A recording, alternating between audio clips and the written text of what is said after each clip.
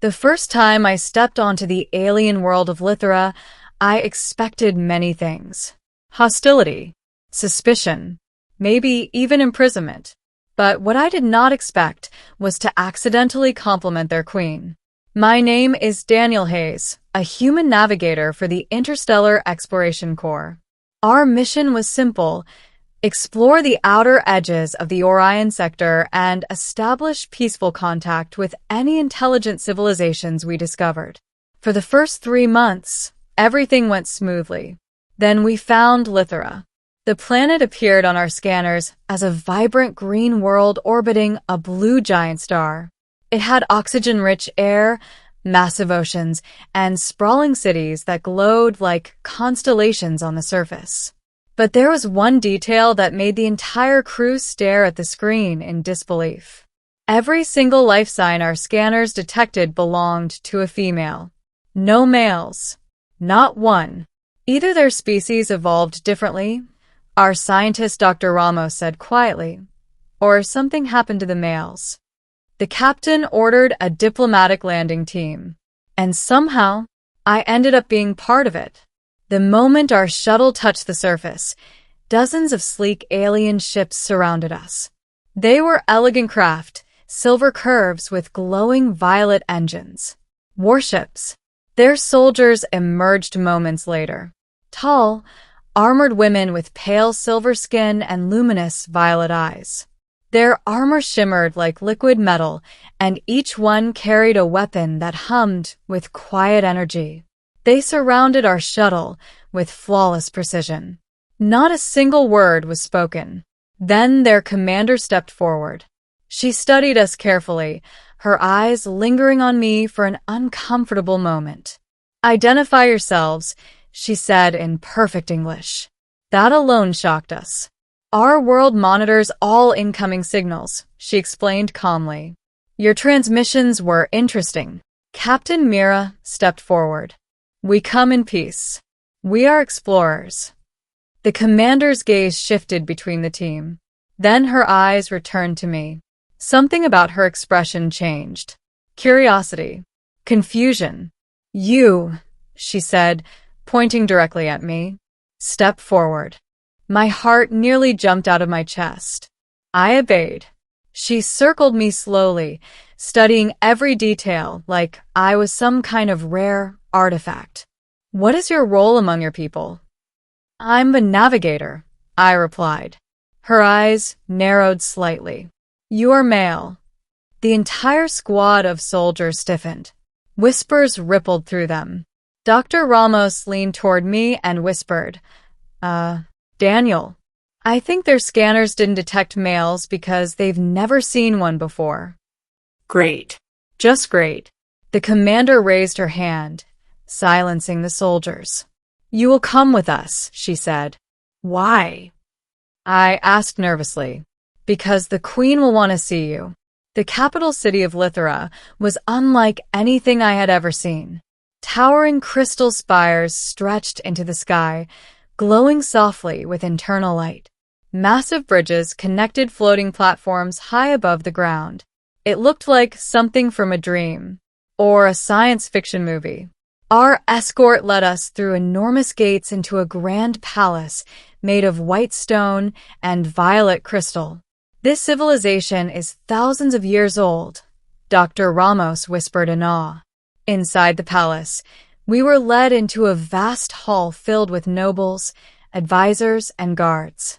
Every single one of them female, and every single one of them staring directly at me. I had never felt so awkward in my life. Their whispers echoed across the chamber. "That's him. The male. Is it dangerous? Look at his eyes." I suddenly understood how a zoo animal feels.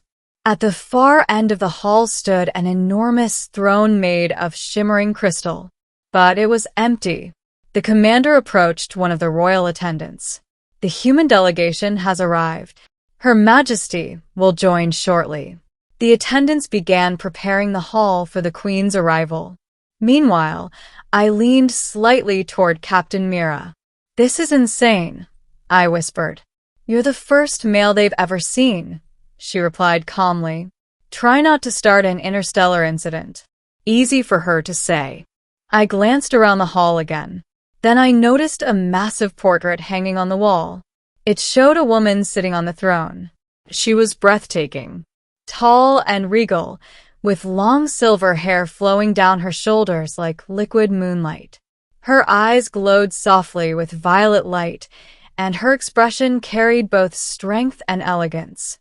I stared at the painting for a moment. Then I leaned closer to Dr. Ramos and whispered quietly, "Wow, the Queen is beautiful." A calm voice suddenly spoke directly behind me. I heard that. Every muscle in my body froze. Slowly, very slowly, I turned around, and there she was, the Queen herself, standing only a few feet behind me. Her silver hair shimmered in the palace lights. Her royal armor was elegant yet powerful, and the faint glow in her eyes made her seem almost otherworldly. The entire hall went silent. The Queen looked at me with a faint smile. "You believe I am beautiful?" My face turned bright red. That wasn't meant to be. It wasn't disrespectful. She raised a hand, stopping my panicked explanation. Then something unexpected happened. She laughed, a soft, melodic laugh that echoed through the chamber. The nobles looked shocked. Apparently their queen didn't laugh often. "You are honest," she said. "That is rare among diplomats." She stepped closer, studying my face with curiosity. "You are called Daniel, correct?" "Yes, Your Majesty. You are the first male our world has seen in over 5,000 years." That statement stunned the entire human delegation. 5,000. Captain Mira repeated. The Queen nodded. "Our species once had males," she explained, "but long ago, a genetic catastrophe wiped them out." Dr. Ramos' eyes widened. "You've survived this long without them?" "We adapted," the Queen replied, "through cloning and advanced genetics." She looked back at me. "But you represent something we thought was gone forever." The hall filled with murmurs again. The Queen turned toward the nobles. "Leave us." Within moments, the chamber emptied until only the Queen, the human delegation, and a few guards remained. She approached the throne but did not sit. Instead, she faced me directly. "Tell me about your world." For the next hour we talked. About Earth. About human history. About how men and women lived and worked together. The Queen listened carefully to every word. But something in her expression told me she wasn't just curious about humanity. She was curious about me. Finally, she spoke again. "Daniel, may I ask you something unusual?" "Of course." She hesitated for a moment. "On your world, do males often compliment their queens?" I couldn't help smiling. Honestly, on Earth, most of us would be too nervous. Her eyes sparkled slightly. "You were nervous?" "Extremely." She laughed again. Then her expression became more thoughtful. "Our scientists would like to study your genetics," she said. I blinked. "Study?" "Purely scientifically," she added quickly. Dr. Ramos stepped forward. "Your Majesty, such research could help your civilization restore natural reproduction." The Queen looked thoughtful. For centuries, our people believed that part of our existence was lost forever. She looked at me again. "But now a human arrives on our world." The weight of the moment suddenly became very real. "Your Majesty," I said carefully, "if my presence can help your people, I'm willing to assist." The Queen nodded slowly. "You are braver than most." Then she surprised everyone again. "Daniel Hayes, you will remain as my honored guest." The guards exchanged surprised glances. "And your crew?" Captain Mira asked. "They will be welcomed as allies." The Queen finally sat on her throne. "But Daniel, I have one more question." I swallowed nervously. "Yes." Her lips curved into a faint smile. Now that you know I heard you, do you still believe the Queen is beautiful? The entire room went silent again. There was no safe diplomatic answer. But I remembered what she said earlier. Honesty. So I nodded. Yes, I do. For a moment, she simply stared at me. Then she smiled again. And somehow, I had this strange feeling that my accidental compliment might have just changed the future of two civilizations. Months later, Earth and Lithra officially formed the first human-alien alliance in the Orion sector. Scientific cooperation began immediately.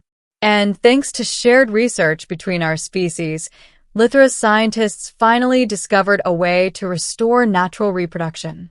Their civilization would no longer depend on cloning alone. History books would later say that humanity changed the fate of Lithra, but the Queen told the story differently. According to her, everything began with a single human whispering something he thought no one would hear, and a queen standing quietly behind him, listening.